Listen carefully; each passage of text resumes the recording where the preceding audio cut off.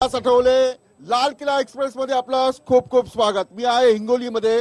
आजपासून मराठवाड्यातील लोक जे आहेत नेमका लोकसभा निवडणुकीसाठी काय म्हणतात, राहुल गांधी, नरेंद्र मोदी, प्रियंका गांधी या सर्वांवर त्यांचं मत काय आणि मराठवाड्याचा नेमका मूड काय हे लाल किल्ला एक्सप्रेस मध्ये संपूर्ण महाराष्ट्राला कळणार आहे।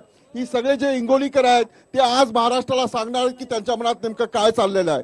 आणि एकूणच यावेळेला जी अटीतटीची लढाई होते, शिवसेना भाजपचं पटत नाही, ममता बॅनर्जी आणि तिकडे सगळा तिसरा फ्रंट जो आहे तो तयार आहे। अशा परिस्थितीमध्ये निवडणुका झाला तर मतदारांना कोण हवाय हे 8 वाजता आपल्या लाल किल्ला एक्सप्रेस मध्ये महाराष्ट्राला कळत असतं। आज हिंगोलीमध्ये आहेत आणि सगळ्यात महत्वाचं हिंगोली लोकसभा मतदारसंघात राजू सातव पहिल्या क्रमांकावर होते, ते विजयी झाले होते आणि त्यानंतर म्हणूनच जो जिता सिकंदर, म्हणूनच हिंगोलीकरांना नेमकं काय दिलं 5 वर्षात, केंद्र सरकारकडून काय आणलं, राज्य सरकारकडून काय आणलं, ही जबाबदारी त्यांच्याकडे जाते। मी जे काँग्रेसचे प्रतिनिधी आहेत त्यांना मी विचारतो की नेमकं काय काय दिलं 5 वर्षात आणि काय झालं सांगा।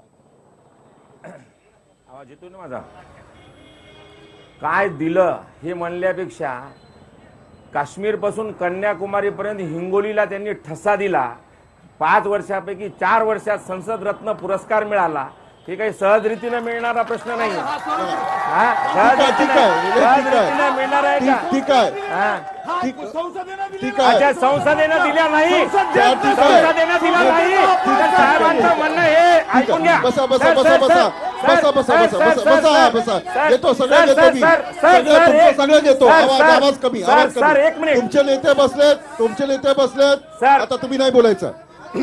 ठीक आहे, आता ते बोलत असताना नाही माने साहेब, आडसूळ साहेब पुण्याचे नेते आहेत, ऐकून घ्या। ठीक आहे, एक मिनिट माने साहेब, एक मिनिट, एक सेकंड। आता त्यांचं झाल्याशिवाय तुम्ही बोलायचं नाही, तुमचं झाल्याशिवाय ते बोलणार नाही। थांबा, तुम्ही थांबा, नाही थांबा तुम्ही। यांचं झाल्याशिवाय तुम्ही बोलायचं नाही, तुमचं झाल्याशिवाय हे बोलणार नाहीत, हे बोलणार नाही, हे यांचं झाल्याशिवाय तुम्ही दोघं बोलायचं नाही। आणि माझी सगळ्यांना विनंती आहे, गोंधळ करणार असेल तर मी डिपार्टमेंटला सांगून ठेवलाय, जो गोंधळ करणार आहे तो गाडीमध्ये जाईल। अगदी मुद्दे सांगा, थोडक्यात सांगा, महाराष्ट्राला कळलं पाहिजे। साहेब आणि आयर साहेब हे सेना आणि भाजपचे लोक आहेत, यांनी त्या कमिटीमध्ये होते प्रशस्ती पत्र देण्याच्या। आणि मोदी साहेबांचं पत्र ऐकून घ्या। हिंगोलीसाठी काय दिलं सांगा, हिंगोलीसाठी काय दिलं सांगा सर। हे मोदी साहेबांनी दिलेलं प्रशस्ती पत्र आहे। तुम्ही आता, मी तुमच्या वतीने प्रश्न विचारतो, आवाज नाही करायचा। मी तुमच्या वतीने प्रश्न विचारतो, मी तुम्हालाही संधी देतो, तुमच्या मनात नेमकं काय चाललंय हे कळणार आहे सगळ्यांना। हिंगोलीला काय दिलं नाही सर, हिंगोलीला जे पाहिजे ते दिलं। सशस्त्र बटालियन इथं साहेबांनी मान्य करून दिलं आणि यांनी 54 कोटी रुपये खर्च झाल्यानंतर ते पळवून लावलं। कळमनुरीला दवाखाना मान्य केला, दवाखाना तयार झाला, यांनी कर्मचारी दिले नाहीत। अशा अनेक गोष्टी येतात। हिंगोली ते रेल्वेचं जे आहे ते इलेक्ट्रिफिकेशनला 250 कोटी रुपये दिले, तर फायनल केलं आणि त्यांनी आणखीन फंड दिले नाहीत। अशा अनेक गोष्टी येतात की ज्याच्यामध्ये माझ्याजवळ प्रूफ सहित आहे, त्याच्यामध्ये काय काय दिलं। काम करायचं होतं, तुम्ही काम केलं, त्यांच्याकडून सहकार्य मिळालं नाही। नाही, त्यांनी फंड दिले नाही, तुम्हाला मदत केली नाही।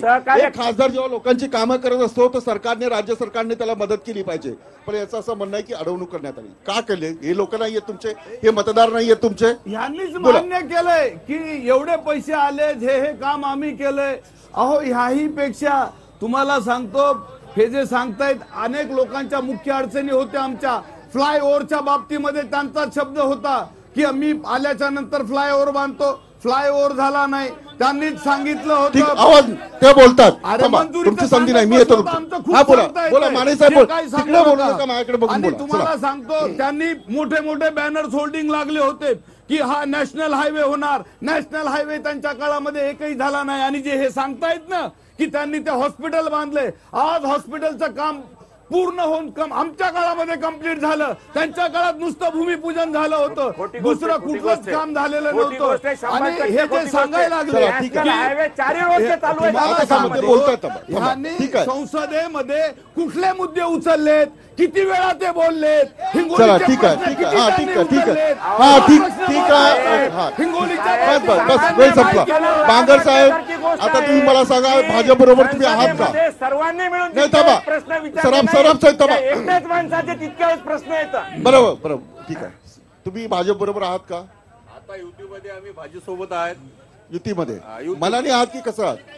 मनाने कुठे आहात तुम्ही? नाही, आता सध्या चालू आहे. इकडे आहे का साहेब? हे नक्की झालं नाही. मी विचारतोय ना, तुमच्या वतीने विचारतो की नाही? मग आवाज केला तर थांबा. कुठे इकडे मनाने आहे का कुठे आहात साहेब? सांगा. आम्ही सरकार सोबत आता आहेत. बरं ठीक आहे, चला ठीक आहे, तो मुद्दा वेगळा आहे. यांनी जे म्हटलं की आम्ही प्रयत्न केले, यांचा सम झालं, काय नेमकी परिस्थिती सांगा. साहेब यांच्या काळात पण काम नाही झालं आणि यांच्या काळात तेवढं काय झालं नाही. हा, यांच्या काळात नुसतं यांच्या फक्त घोषणाबाजी, बाकी काय नाही. बीजेपीच्या घोषणाबाजीशिवाय दुसरं काहीच नाही त्यांच्याकडं. हे काय दिलं ते मला काय सांगा, दिलं. रोजगार किती रोजगार आहे का हो? हिंगोली मतदारसंघात रोजगार आहे का? काय तरुणांची अवस्था आहे? एक पण घोषणा आपली त्या अस्तित्वात आलेली नाही आतापर्यंत. काय एकही घोषणा नाही आली. नाही, आम्ही चारा वाटप करायलो आता उद्धव साहेबांच्या बघा. हातात. इथं हिंगोलीमध्ये चला, पण चारा ठीक वाटप चालू आहे जनावरांना. ठीक हे ठीक आहे, फक्त ठीक यांचं आहे, चला, स्टेजवर ठीक आहे, मी बोलणं येतो चालू आहे. तुमच्याकडे. आता लोकांचं मला ऐकलं पाहिजे. काय प्रश्न नाही माहिती नाही ठीक आहे. मुंबईत राहून मॅनेजर हे साहेब, आता सांगायला बघतो. हो, साहेब, शेतकऱ्याचा थांबा. पुत्र आहे, मी हो, आता साहेब. लोकांकडे येतो. लोकांच्या मनातला प्रश्न आहे. थांबा थांबा, मी येतो. कोण बोललं नोकऱ्या? नोकऱ्या कोण म्हटलं? हा थांबा, आवाज आवाज नाही. मी एक प्रश्न तुम्हाला विचारतो. एक प्रश्न तुम्हाला विचारतो. छातीवर हात ठेवायचा, स्वतःच्या डोक्यावर हात ठेवायचा, खोटं बोलायचं नाही. या हिंगोली शहरात लोकसभा मतदारसंघात गेल्या 5 वर्षात रोजगार निर्माण झालाय असं किती लोकांना वाटतं? त्यांनी हात वरती करा. हात झाला म्हणजे तुम्ही हात वरती, हात खाली करा. माझा नाही थांबा. म्हणजे किती लोकांना झालं नाही असं वाटतं? झालं नाही. चला ठीक आहे, नाही झालं. ठीक आहे, मी येतो. चला ठीक. काय परिस्थिती आहे? कसा रोजगार आहे? साहेब, सध्या इथली परिस्थिती खूपच बिकट आहे. मी स्वतः सिव्हिल इंजिनियर आहे आणि सुशिक्षित बेरोजगार आहे. त्यामुळं काहीच नाहीये इथं. काहीच नाही. काय म्हणजे तरुण काय करतो सांगा मला? कुठे धाब्यावर बसतो, कट्ट्यावर बसतो, नाक्यावर बसतो? काय करतो इथला तरुण? जो शेतकऱ्यांचा मुलगा आहे, जो शहरात राहणार आहे, तो काय करतो? या सरकारने या तरुणांना जबरदस्ती या कट्ट्यावर बार मध्ये बेरोजगारी सारखं फिरायला हे केलेलं आहे. या मोदी सरकारने वर्षभरात 2 कोटी बेरोजगारांना नोकरी देण्याचा आश्वासन दिलं, पण या 5 वर्षामध्ये 10 कोटी रोजगार लागले पाहिजे होते, पण हे आकडा लाखोत सुद्धा दिसत नाही. आणि इथं आता दुसऱ्याला समजी थोडक्यात पुढे नाही यायचं. पाठी मी येतो तुमच्याकडे. ठीक आहे, अगदी थोडक्यात. तू काय करतो? सर, मी MA बिलीब आहे. हिंगोली जिल्ह्यामध्ये रोजगार तर उपलब्ध नाही. औरंगाबाद, वाळूज या ठिकाणी सुशिक्षित बेरोजगार काम करता. सर, कुठल्याही सत्तेनं आतापर्यंत बीजेपीने काय केलेलं नाही सर. कोणीच नाही केलं. आणि उलट हे सर विद्यार्थ्यावर अन्याय करताय आणि डान्सबार चालू करून विद्यार्थ्यांना बीजेपी सरकार विद्यार्थ्यांना डान्सबार चालू करून त्यांच्यामध्ये नाचण्यासाठी खूप हे तरुण काय म्हणतात? माने साहेब, काय मला सांगा. आता म्हणजे मंत्रिमंडळाच्या पातळीवर तो निर्णय झाला, कोर्टाच्या पातळीवर झाला. डान्स बार किती येतो हिंगोलीमध्ये सुरू आहेत की नाही आहेत? हा तरुण म्हणतोय की सगळे तरुणांचं आयुष्य जे उद्ध्वस्त होत आहे. नाही, डान्स बार वगैरे हिंगोलीमध्ये काही नाही. आमच्या इथं डान्स बारचा हे नाहीये, परंतु रोजगार जो दिला नाही हा त्यांचा जो आक्षेप ठीक आहे, आहे. मी उत्तर घेतो. नाही, मी उत्तर घेतो. थांबा, मी उत्तर घेतो. रोजगार निर्माण झाला. नितीन गडकरी साहेबांनी जो रोजगार उपलब्ध केलाय, हा पाय सरकारी नोकऱ्या नसतील, राज्य शासनाच्या नोकऱ्या नाहीत. हे ह्यांच्या काळात तरी कुठं आल्या? कोणत्या नोकऱ्या सरकारी नोकऱ्या मिळणार नाहीत, हे सत्य आहे. परंतु खाजगी नोकऱ्या ह्या भरपूर या उपलब्ध केलेल्या आहेत. रोडची एवढी मोठी कामं सुरू आहेत, कम्युनिकेशनचं काम सगळीकडे सुरू आहे, इंटरनेटच्या सगळ्या बेरोजगार तरुणांना नोकऱ्या आहेत. तुमच्या कम्युनिकेशनवरती आता हे हायवे जे व्हायला लागलेत, नॅशनल हायवे जे व्हायला लागलेत, हे काय विदाऊट मनुष्यबळाचे होत आहेत का? सगळीकडे मनुष्यबळ कामाला लागले मोठ्या प्रमाणामध्ये रोजगार उपलब्ध केलेला आहे. तुम्हाला बोलायचं ना, असं गोंधळ घालून त्याचं उत्तर ऐकायला मिळेल का? आता उभे राहतो. आता हे काय बोलले ते सांगा, त्याचं काय उत्तर? माने साहेबांनी सर्वात पहिले सांगितलं की नॅशनल हायवे काँग्रेस युपीएच्या कार्यकाळात झाला नाही. सीपी जोशी हे मंत्री होते. युपीएच्या काळात नॅशनल 161 नंबरचा राष्ट्रीय महामार्ग युपीए सरकारनं मंजूर केला आणि माने साहेबांनी याच्यात सिद्ध करावं, नाहीतर माने साहेबांनी निवडणूक लढू नये. ठीक आहे, ठीक आहे, ठीक आहे. काय रोजगार आहे की नाही? रस्त्यांची कामं नाही. थांबा, आता झालं तुमचं झालं तुम्ही झालं तुमचं. हा, उभं राहा. मला सांगा की रोडची कामं झाली, नितीन गडकरी यांच्या डिपार्टमेंटनी सगळी केली. रोडची जी कामं होत आहेत त्या पूर्ण मनुष्यबळ न वापरता मशिनरीनं कामं होत आहेत. आणि या मोदी सरकारच्या काळामध्ये रोजगार कुठेही उपलब्ध नाही, कुठेही रोजगार नाही. आज तरुणाच्या बेकारीच्या तरुणाच्या टोळ्याच्या टोळ्या येतात साहेब, कुठेही रोजगार उपलब्ध नाही. टोळ्याच्या टोळ्या येतात तरुणांच्या. माझा यासाठी एकच प्रश्न आहे, माने साहेबांनी ज्या कयाधू नदीवर बंधारे तयार करण्यासाठी त्यांनी स्वतः आंदोलन केलं होतं, परंतु ते अजूनही बंधारे या ठिकाणी झालेले नाहीत. भाजपच्या आमदारांनी जर बंधारे नाही झाले तर मी तात्काळ राजीनामा देतो. आज 4.5 वर्ष झाले, कुठे गेले बंधारे? साहेबांनीच आंदोलन केलं होतं. ठीक आहे, ठीक आहे. सर, या मतदारसंघाचा खासदार राजू सातव या महाराष्ट्राचा सीएम नक्की होणार आहे. या महाराष्ट्राचा सीएम आणि देशाचा पंतप्रधान शरद पवार साहेब होणार आहेत. सर इथं धंदे खूप बसलेले आहेत, डाऊन झाले सर. यार सर, स्वतः मी धंदा करतो सर. माझ्या घरी हॉटेल आहे. इथे ज्या वेळेस 10,000 गल्ला आहे त्यावेळेस 5,000 गल्ला येत आहे सर. काय करायचं? धंदा बसलाय म्हणजे धंदा बसलाय. धंदा खूप बसला सर. कुठला धंदा बसलाय सर? इथं हॉटेलवाला, पानपट्टीवाला, रिक्षावाला जो कोणी आहे ते बेरोजगार झाला सर. इथे रिक्षावाला असेल, मजदूर असेल, तो बेरोजगार झालाय. अगदी पोटतिडकीने थांबताय. थांबा. आणि रोजगार नाही आहे असं त्यांचं म्हणणं आहे.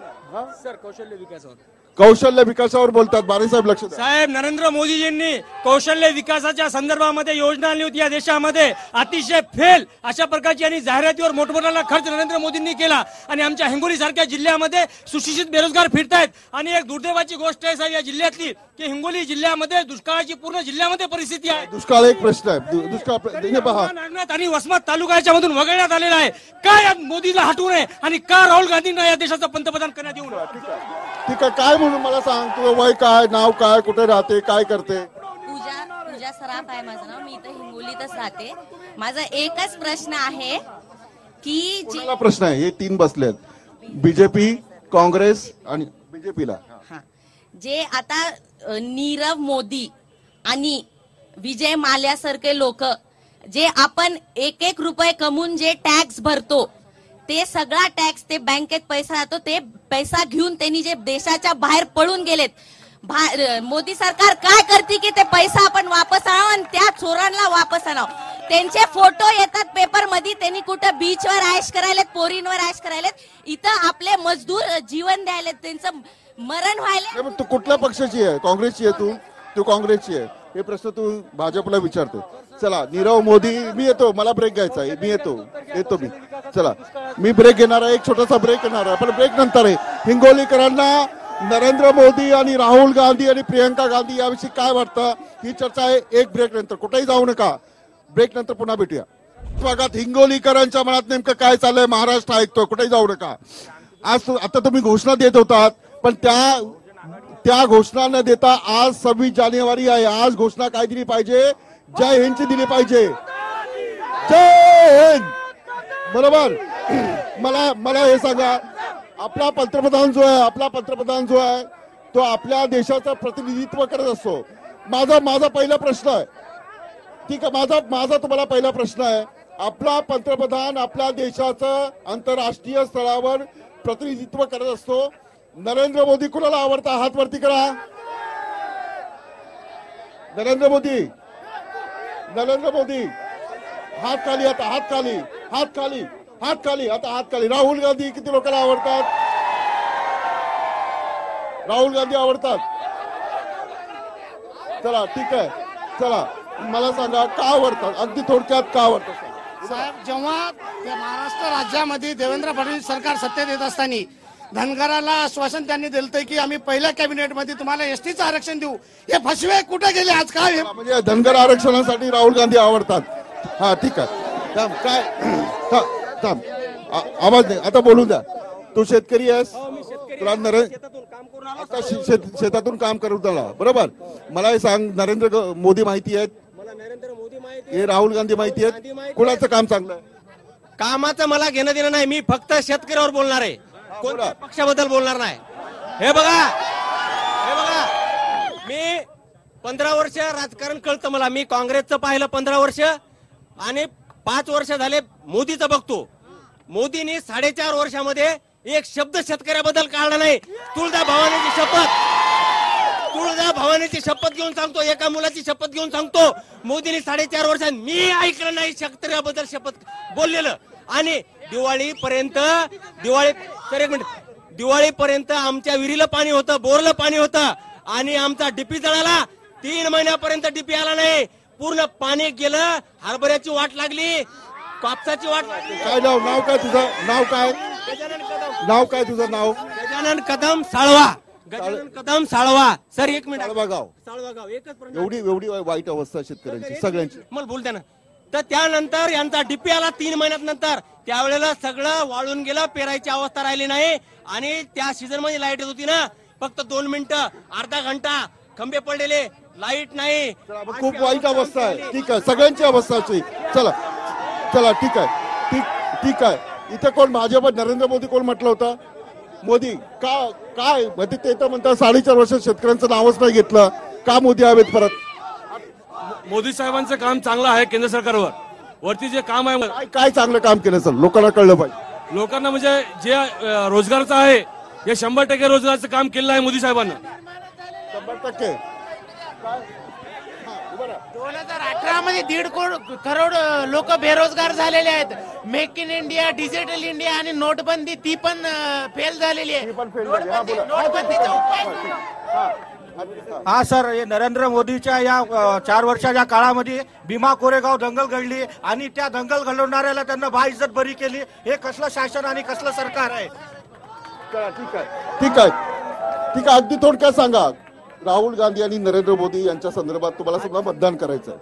परिस्थितीमध्ये आजची परिस्थिती जर बघायला गेली, महाराष्ट्रामध्ये आणि देशांमध्ये सर्वसामान्य नागरिक 12 बलुतेदार, 18 बलुतेदार हे जी काही माणसं आहेत, यांच्यावर अन्याय आणि अत्याचारांमध्ये वाढ झालेली आहे. त्यांना जर न्याय मागायला गेलं तर त्या ठिकाणी त्यांची दडपशाही केलेली जाते. म्हणून असं जर शासन असेल तर हे शासन आमच्या सर्वसामान्य जनतेच्या कामाचं नाही. आणि म्हणूनच आम्हाला सर्वसामान्य जनतेला न्याय देणारं नेतृत्व या देशामध्ये पाहिजे. चला ठीक आहे. तुझं नाव काय? तनिषा सराफ. कोण नरेंद्र मोदींचं काम चांगलं आहे की राहुल गांधी आवडतं? सांग. मला राहुल गांधीच आवडतात. का? पण राहुल गांधीकडे अनुभव नाही, काय नाही. नरेंद्र मोदींकडे मुख्यमंत्री राहिलेत. राहुल गांधींनी खूप केले शेतकऱ्यांसाठी, नरेंद्र मोदीने काहीच केलं नाही 4 वर्षात. ठीक आहे, बोला. त्यांचे आता जे 4.5 वर्षात शेतकऱ्याचे जितने डेथ्स आहेत, 4.5 वर्षात काही गुन्हा न वाढला. ठीक आहे. मला ब्रेक घ्यायचा आहे. साहेब, दुष्काळ आमचा हिंगोली जिल्हा हा पठारी भाग आहे. हिंगोली जिल्हा माने साहेब या ठिकाणी भाजपचे प्रतिनिधी आहेत आणि शिवसेनेचे या ठिकाणी आहेत. शिवसेना भाजप एक म्हणते मी धरलं तर डसते आणि सोडलं तर पळते, अशी अवस्था आहे शिवसेना भाजप. ठीक आहे, अगदी थोडक्यात ब्रेक घ्यायचा. सेना भाजप जे सरकार आहे हे दोन्ही बी चोर आहेत. आओ चोरो बांधो भारा, आधा तुम्हारा आधा हमारा, असा कार्यक्रम आहे. आणि या सरकारनं मग हे दोघं चोर आहेत, मग चौकीदार कोण आहे? चौकीदार या देशाला चौकीदार सर न काँग्रेस आहे ना राष्ट्रवादी. चौकीदार एक नरेंद्र मोदी चौकीदार आहेत. चौकीदार काय? सगळे विजय मल्ल्यासारखे चोर चौकीदार शेती असताना पळून चाललेत, मग चौकीदार का? चला ठीक आहे, मला ब्रेक घ्यायचा. ब्रेक नंतर मी तुमच्याकडे येणार आहे. मला ब्रेक घ्यायचा. एकूणच नरेंद्र मोदी आणि राहुल गांधी विषयी काय हिंगोलीकरांचं मत आहे मी हे आपण ऐकलेलं आहे. मी चर्चा सुरू ठेवणार आहे. अशा अनेक सर्वे जे आहेत या कार्यक्रमात होणार आहेत. भेटूया एका ब्रेक नंतर पुन्हा एकदा स्वागत. मी आहे हिंगोलीमध्ये. हिंगोलीकरांच्या मनात नेमकं काय चाललंय? दुष्काळावर, रोजगारावर, रस्त्यांच्या कामांवर काय नेमकी भूमिका आहे त्यांची, आणि या सर्व मुद्द्यांवर मी चर्चा करतोय. आता एक सगळ्यात आणखी एक महत्वाचा प्रश्न आहे. आवाज करू नका. प्रश्न ऐका माझा. काय तो माझा प्रश्न ऐका. तो काय आहे तो नेमका? नरेंद्र मोदी आणि राहुल गांधी. आता राहुल गांधीच्या जोडीला प्रियंका गांधी आलेल्या आहेत. किती लोकांना वाटतं नरेंद्र मोदीसाठी ही लढाई अवघड आहे? अवघड आहे. चला हात खाली, आता हात खाली, आवाज करू नका, हात खाली. किती लोकांना वाटतं ही लढाई अवघड नाही? चला, बऱ्याच लोकांना वाटतं की ही लढाई अवघड नाहीये. मला सांगा, प्रियंका गांधी राजकारणात आल्यामुळे, मी येतो तुमच्याकडे, मी येतो तुमच्याकडे, मी तुमच्याकडे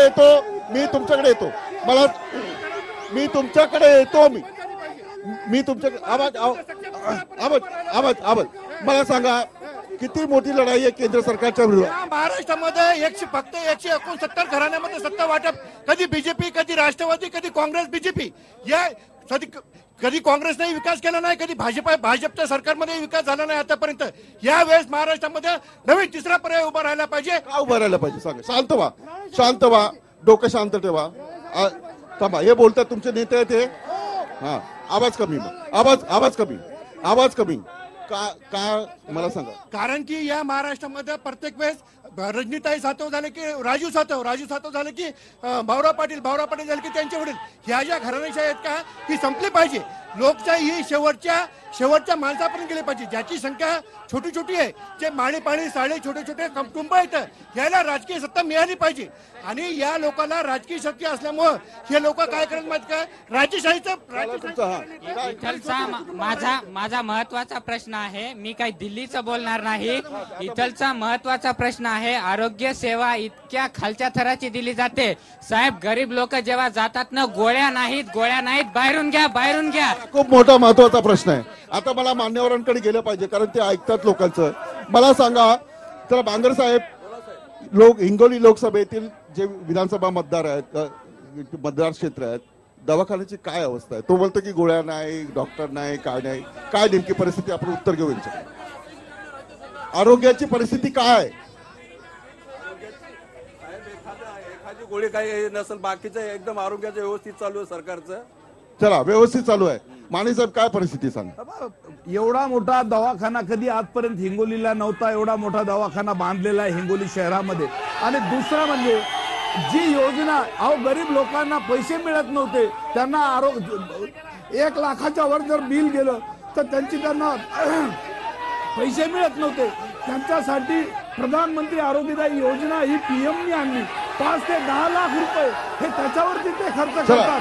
ही आमची उपलब्धी आहे. म्हणजे व्यवस्थित काय परिस्थिती आहे? हे दोघे म्हणतात चांगलं एकदम. साहेब, तुम्ही आता विचारता मला लाज वाटायली सांगायची. शोकांतिका आहे हो. त्या कळमनुरीला एवढा मोठा दवाखाना उभा केला राजू सातव साहेबांनी. यांनी माणसं दिले नाहीत, हिंगोलीला औषधी नाहीत, हे वैयक्तिक नाव घेऊन काँग्रेस पक्षाने केला आणि वैयक्तिक नाही, ज्यांनी केला त्याचं नाव घेणं भाग आहे. चला, ठीक आहे, खाली बसा. तुम्ही उठतात का? नाही, थांबा. हा, ठीक आहे. मला थोडं आरोग्यावर बोलतो. तू इकडे या बाजूला. ठीक आहे. हा, ठीक आहे. चला, काय प्रश्न आहे? आज देशाला स्वातंत्र्य होऊन 70 वर्ष झाले, अजून गावाला जायला रोड नाही. मुलं हे शिक्षणापासून वंचित राहत आहेत. आणि शेतकऱ्यांना 6 तास लाईट भेटते, पहिले 8 तास लाईट भेटायची. तर शेतीचा प्रश्न आणि हे रोडचा प्रश्न, मुलांना शिक्षणाला जाता येत नाही. मुलांना शिक्षण मी येतो ना साहेब, येतो ना मी. थांबा ना, मला बोला. काय तुम्ही उभे का राहिलात? मी याच्यासाठी उभं राहिलेलो आहे. 4.5 वर्षामध्ये मोदी विदेशाच्या वाऱ्या केल्या आणि पाकिस्तानची बिर्याणी खाल्ली. आमचे सैनिक बॉर्डरवर गोळ्या मारतात पाकिस्तानचे लोक, आणि त्याचे बिर्याणी खायला मोदी जातात. लाज वाटली पाहिजे या भारत देशामध्ये. ठीक आहे. हा, बसा. या भाजप सेनेच्या सत्तेमध्ये आज हिंगोलीमध्ये एवढी मोठी परेशानी आहे. तिला रोजगार नाही, तर रेती पूर्ण बंद आहे. आज रेतीमुळे सरकारनं पूर्ण शौचालय काढले, घरकुल काढले, पण या घरकुल आतापर्यंत रेती नाही. रेतीमुळे पूर्ण बेरोजगारी वाढलेली आहे. आणि या सातव साहेबांनी या ठिकाणी वळेगावचं कृषी महाजन असेल, तसेच सीमा सुरक्षा बल असेल, अशा अनेक बेरोजगारांना या ठिकाणी संधी देण्याचं काम. अगदी थोडक्यात महागाईच्या मुद्द्यावर बोलायचं. महागाई आणि काळे धनाच्या मुद्द्यावर हे शासन सत्तेवर आलेलं आहे. 420 रुपये सिलेंडर होतं, ते आज 970 रुपये झालं. त्याला महागाई वाढली आहे. हा, बोलो. पिछले 70 साल से जो है कांग्रेस ने इस देश की जनता को खून चूस लिया है और उससे जनता परेशान हो चुकी थी और इनका रिकॉर्ड 4 साल में ये मोदी सरकार ने तोड़ दिया। सिर्फ जुमलेबाजी के सिवा कुछ भी नहीं है। ये सरकार ने जो है दोनों ये सरकार ने भी कुछ नहीं किया, पिछली सरकार ने भी कुछ नहीं किया और ये टीवी के माध्यम से जनता जागरूक हो चुकी है। अब आने वाले दिनों में ये दोनों सरकार नहीं रहेंगी। जो छोटे छोटे घटक पक्ष है, जो स्टेट लेवल के पक्ष है, ये मिलकर एक तीसरा पर्याय तैयार होगा। जैसा महाराष्ट्र में वंचित अघाड़ी हो गई, इंशाल्लाह बहुत जल्द महाराष्ट्र में हमारे डॉक्टर बाला साहेब अम्बेडकर मुख्यमंत्री होंगे और वंचित आघाडी की सरकार वंचित आघाडी होती आहे। हे काँग्रेसनेही काही चांगलं काम केलं नाही आणि भाजपनेही चांगलं काम केलं नाही असं म्हणतात। ठीक आहे, अगदी थोडक्यात मुद्दे सांगा। मी राष्ट्रवादी काँग्रेसकडनं एक प्रश्न विचारतो माने साहेबांना, कारण थांबा, राष्ट्रवादी काँग्रेसकडून माने साहेबांना एक प्रश्न, आता आवाज करू नका, प्रश्न ऐकूया, उत्तर घेऊया। चौकीदाराचे प्रतिनिधित्व येतं, राफेलची किंमत कशी वाढली, का वाढली आणि नरेंद्र मोदी याच्यावर उत्तर देत नाही, म्हणजे याचा अर्थ आहे चौकीदारी ही चोर आहे। ठीक आहे, आता शांत राहा, आवाज मी उत्तर घेतो। माने साहेब, सामान्य लोकांना वाटतं की राफेल मध्ये काहीतरी झालंय, थांबा उत्तर घेतो ना। मी तुमच्या काय म्हणजे लोकांना टीव्ही 9चा आणि त्यांचा मी खूप खूप आभारी आहे, त्यांनी हा प्रश्न उकरून काढला। तुम्ही जे टायटल दिलेलं आहे अगदी योग्य आहे की लाल किल्ला कुणाचा, लाल किल्ला हा कुणाची प्रॉपर्टी नाही, मालकी नाही, हा जनतेचा आहे, हा जनतेचा आहे दम। आणि तुम्हाला सांगतो, तुम्ही यांना जे वाटतं लाल किल्ला हा काही घराण्यांचा आहे, हे चुकीचं आहे। लाल किल्ला हा आता पूर्वी ती परंपरा होती की एखादा राजा त्याच्या आईच्या पोटातून जन्मायचा, आता राजा हा मतपेटीतून जन्मतो, म्हणून लाल किल्ला हा जनतेचा लाल किल्ला आहे, कुणाचा वंशवादवाल्याचा लाल किल्ला आता राहिलेला नाही। ठीक आहे, माने साहेब झालं, थांबा आता, थांबा, खाली बसा ना तुम्ही। आता तुम्हाला बोलायला संधी मिळते, खाली बसा। लहान मुलांसारखं करू नका, लहान मुलं तरी बसतात बस म्हटल्यावर, खुर्च्या आहे तिथं बसायला। माने साहेब, लाल किल्ला जी आहे, आम्ही लाल किल्ला एक्सप्रेस जी सुरू केली आहे, लाल किल्ला हा लोकांचा आहे, लोकांसाठी निवडून दिलेला सरकार म्हणजे लाल किल्ला नाही। ठीक आहे, हा बोला, हा बोला। एक सेकंड, या लाल किल्ल्यावर लोक कुणाला या लाल किल्ल्यावर बसवणार आहेत म्हणून आम्ही ही चर्चा करतोय आणि प्रत्येकाला बोलण्याचं स्वातंत्र्य, मतदान करण्याचा अधिकार आहे, म्हणून ही लाल किल्ला एक्सप्रेस जी आहे ती महाराष्ट्रात फिरते आहे आणि लोकांच्या मनातलं जे आहे ते जाणून घेत आहे। हा बोला, तुम्ही बोला। सर फार वाईट वाटते सर, माने साहेबाला प्रश्न विचारला राफेलचा आणि गोष्ट करायला गेली लाल किल्ल्याची। ठीक आहे, दुसरी गोष्ट, घराणेशाही नाही साहेब, काँग्रेसला ऐकू येत नाही राफेलच्या बाबतीमध्ये, बाबतीमध्ये किती यांना ऐकूच येत नाही, ही काँग्रेसवाले काय ऐकणार आहे, त्याचं उत्तर द्यायला मी 500 करोड प्रमाणे खरेदी केली, यांनी 36 विमानं 1600 करोड प्रमाणे खरेदी केली, काय शोकांतिक आहे। आणि दुसरी गोष्ट, घराणेशाहीचा विषय केला ना साहेब, सर बलिदान देणारा परिवार आहे हो, काय गोष्ट बलिदान देणारा, इंदिरा गांधी, राजीव गांधी बलिदान देणारा परिवार आहे, ज्या परिवारानं देशासाठी स्वतःला बलिदान दिलं आणि हे म्हणाले घराणेशाही, लाज वाटायला पाहिजे। ठीक आहे, खाली बसा, खाली। हा थांबा, खाली बस, खाली नाही, तुमचं झालं, तुम्हाला संधी मिळाली आता। हा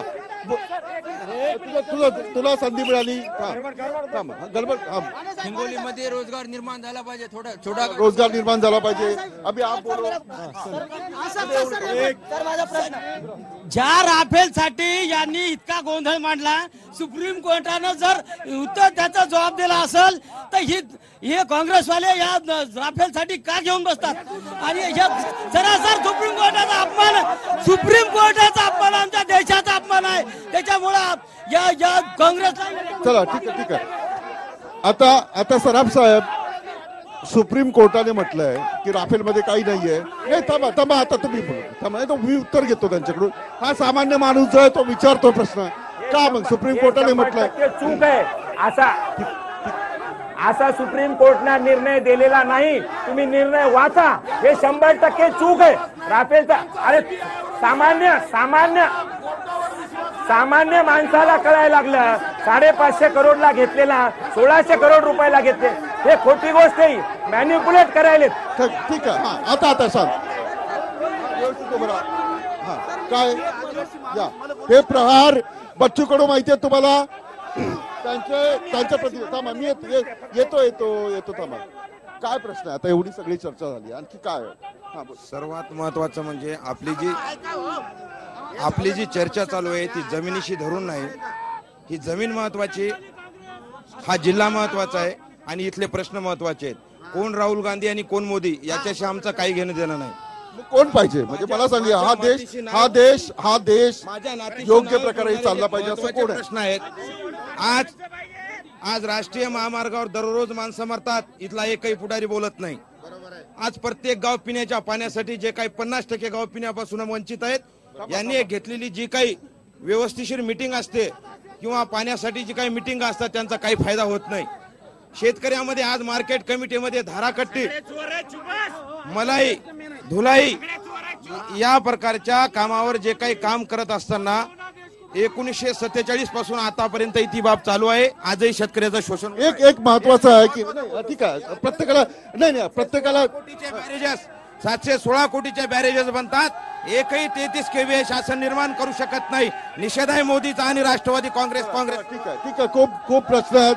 एक साधा महामार्गावर जे अपघात होतात हे सगळे नेते त्याच्याकडे लक्ष देत नाही. हे नाही म्हणजे पक्षाचे तुमचे जे काही नेते असतील असाही काही प्रश्न आहे. ठीक आहे. तुम्ही साहेबांची हत्या झालेली आहे. या भाजपमध्ये जर दम असेल तर रोजची चौकशी करा. मुंडे साहेबांचा मर्डर झालेला आहे. या महाराष्ट्राची शान आदरणीय मुंडे साहेबांचा यांनी मर्डर घडून आणलेला आहे. जर तुमच्यात हिंमत असेल तर चौकशी करा आणि मग सरकार आणून दाखवा. ठीक आहे. एक महत्वाचा प्रश्न यांनी जे म्हटलेलं आहे, गोपीनाथ मुंडे हे महाराष्ट्राचे एक मोठे राजकारणी होते, समाजकारणी होते.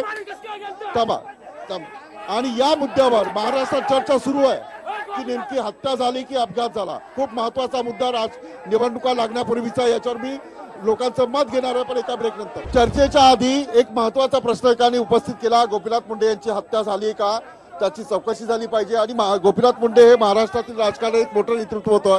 आता आवाज कमी करा. खूप त्यांचा हा प्रश्न अत्यंत महत्वाचा आहे आणि त्याची चर्चा आहे. आवाज कमी. मी एक साधा प्रश्न तुम्हाला विचारतो. गोपीनाथ मुंडे यांच्या हत्येची चौकशी झाली पाहिजे असं किती लोकांना वाटतं? चला बऱ्याच लोकांना. कारण चला मी तुमच्याकडे आलो नाही महिलांकडे. काय नेमकं काय गोपीनाथ मुंडेचा अपघात होता की हत्या होती हे लोकांना पडला प्रश्न? ईव्हीएम मशीनचं त्यांना माहिती होतं. त्यांना माहिती झाल्यामुळेच त्यांची हत्या केली. कारण ते सीएम साठी पात्र होते आणि ब्राह्मणाने हा कावा सीएम होऊ देण्यासाठी त्यांची हत्या करण्यात आली. ईव्हीएम मशीन त्यांना माहिती होती. काय वाटतं तुम्हाला? एवढं मोठं नेतृत्व होतं. सर गोपीनाथ मुंडे हे आपल्या पूर्ण देशाचे ओबीसीचे मोठे नेते होते. ओबीसीच्या नेत्याची हत्या या आरएसएसच्या कार्यकर्त्यांनी करायला लावली. आणि ईव्हीएमच्या संदर्भामध्ये जे काही घटना घडलेल्या होत्या त्या सर्व गोष्टींच्या संदर्भामध्ये झालेली ती हत्या आहे. ठीक आहे. तुम्हालाही असं वाटतं? चला सर, माझा विषय गोपीनाथ मुंडे साहेबाचा नाही. मी प्रथमतः TV9चे आभार व्यक्त करतो आणि त्यांना हार्दिक शुभेच्छा देतो. आणि हिंगोली जिल्हावासियांना माझा प्रश्न आहे की तुम्ही फक्त प्रश्न विचारू द्या आणि तुमचा प्रश्न जोडून घेऊ द्या. माझा प्रश्न माने साहेबांना आहे. ठीक आहे. प्रश्न विचारा ना. कल्ला सर, पटकन प्रश्न विचारा. माने साहेबांना माझा प्रश्न आहे की माने साहेब, तुम्ही जे आंदोलन केलं होतं त्याचा सिंचनाचा प्रश्न किती सोडवला हा सांगावा. त्यांनी मला उत्तर. ठीक आहे. गोपीनाथ मुंडे यांच्या हत्येविषयी महाराष्ट्रातील प्रत्येकाला शंका आहे आणि माने साहेब याचं उत्तर दिलं पाहिजे. कारण राजकारणामध्ये या निवडणुकांमध्ये त्यांच्या हत्येचा प्रश्न विरोधक हातात घेणार आहे. काय नेमकं झालं, काय पक्षाची भूमिका आहे, काय इथल्या लोकांना गोपीनाथ मुंडे हे आमच्या पक्षाचे दैवत होते. त्यांच्याबद्दल एवढा आमच्या सगळ्यांचा मान त्या याच्याबद्दल होता, व्यक्तीबद्दल हे कुठंच दुमत नाही. आणि त्यांना चौकशी करायची तर करू द्यात त्यांना. कुणाला जर व्हायची तर चौकशी, याच्या बाबतीत पक्षाचं स्पष्ट मत आहे कुठली चौकशी करायची तर त्यांच्या बाबतीत. राहिला त्यांचा जो प्रश्न सिंचनाच्या बाबतीमध्ये त्यांनी जो विचारलेला आहे, या जिल्ह्यामध्ये जवळपास 16,000 हेक्टर सिंचन क्षमता ही फडणवीस सरकारच्या काळामध्ये निर्माण झालेली आहे. 8 बॅरेजेस पैकी 6 बॅरेजेसला त्यांचे उद्घाटन झालेत कामाची, त्याच्या निविदा मंजूर झाल्यात. 5 कामाची ज्या निविदा राहिल्यात त्या माझा वेळ संपलेला आहे. अनेक प्रश्न, अनेक चर्चा करायच्या, त्यांना म्हणजे व्यासपीठावर जे आहेत त्यांनाही बोलायचं आहे आणि या सर्वांनाही बोलायचं आहे, पण माझ्याकडे वेळ कमी आहे. आपण सर्वजण या कार्यक्रमात सहभागी झालात, आपले मुद्दे उपस्थित केले. मी कार्यक्रम इथेच थांबवतो. आपण पाहत राहा TV9 मराठी.